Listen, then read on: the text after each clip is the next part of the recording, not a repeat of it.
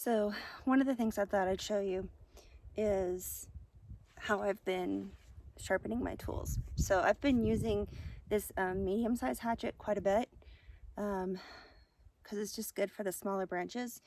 And also, this is really hard soil around here. Once you get down about a half an inch, I don't know if it's clay. It's probably like clay mixed with sand that's just hard packed. And so I've been chopping my holes with this as well, sometimes a smaller one. But I bought this. It's a sharpening stone. One side is rough, the other side is a little bit smoother. And then if you want to get really fine, there's a little sharpening tool. This is for really fine, like a knife or something like that. You can do your axes on it, but I know this works well because I had an unsharpened brand new axe that I've used only this on, and that's what I cut my pinky on the first night, and I just barely grazed it, so you can get it really good and sharp. A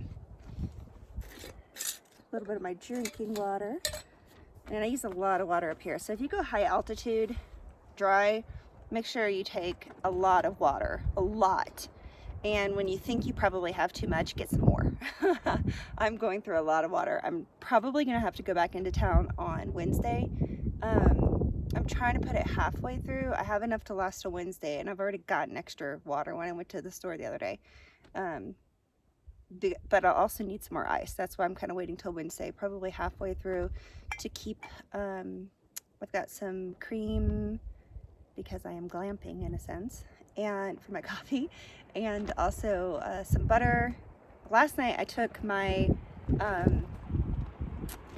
I'm really glad this is propped up against the thing because it's gonna blow over. I took my really awful gluten-free bread. It's not that bad, but it's kind of a little too sweet. And I actually toasted it over the fire and then put some of my butter that I brought. That was mighty fine. That was kind of my dinner because I actually wasn't all that hungry. I'd already eaten some meat earlier in the day. I'll hold it just in case for a second.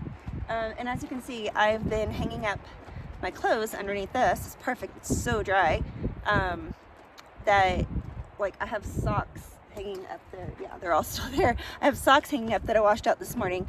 Otherwise, like the jeans and the shirts, I'm kind of just shaking them out really good and letting them kind of sun clean. I don't know. It's good enough for a week of camping. So anyway, get this, and you just get it wet. It's amazing. You can actually see it like soak right in. It's pretty cool. My lid on. Yo, these mason jars work so good. I'm glad I had that idea before I left.